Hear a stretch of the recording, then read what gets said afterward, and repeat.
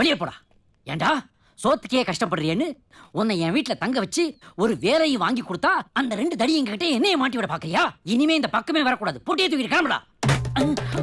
என்ன சார் தப்பு பண்ண? என்ன தப்பு பண்ண நான் கேக்குறேன். என்னங்க, யாரோ வாஷிங்டன் வெற்றி வேலா காலையில இருந்து நிறைய தடவை ஃபோன் பண்ணிட்டாங்க. ஏதோ உங்க பொண்ணு கல்யாண விஷயமா நம்ம ஊருக்கு வராங்களாமா. உங்ககிட்ட சொல்லி கெஸ்ட் ஹவுஸ் புக் பண்ண சொன்னாங்க. சொல்ல மறந்துட்டேன். இப்போ என்ன சார் சொல்றீங்க? அவங்க யாருன்னே தெரியாம தான் அவங்க பேரை நீங்க கரெக்டா சொன்னீங்களா? இல்ல நீங்க யாருன்னு தெரியாம உங்களுக்கு ஃபோன் பண்ணாங்களா? Confusion of the constitution of the institution of the loose motion. அவ்வளோவா சார் பிரச்சனை? இல்லப்பா, நான் குழப்பத்துல இருக்கேன்னு சொல்றேன். ஒரு குழப்பம் இல்லை சார். இதுக்கு பேர் தான் சப்கான்ஷியஸ் மெமரி பவர். நான் ஏற்கனவே குழம்பி போன குட்டையா இருக்கேன்.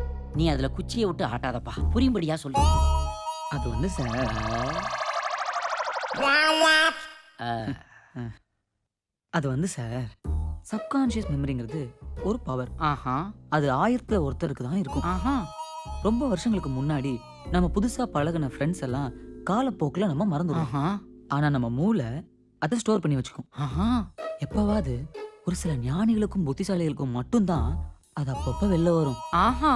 என்ன கேட்டுட்டு இருக்கீங்க? இல்ல, நீ சொன்னதை கரெக்டா புரிஞ்சுக்கிட்டேன்ப்பா நானு. ஐயோ, அதாவது ஒரு ஜாடியில கீழே கிடக்கிற தண்ணியில காக்கா கல்ல போட போட போட தண்ணி அப்படியே மேல வரும். அதானே நீ சொல்றது? ரொம்ப கரெக்டா புரிஞ்சுக்கிட்டீங்க சார். கிட்டத்தட்ட. ஆனா அதுவும் ஒரு புத்திசாலி காக்காவால மட்டும்தான் முடியும்.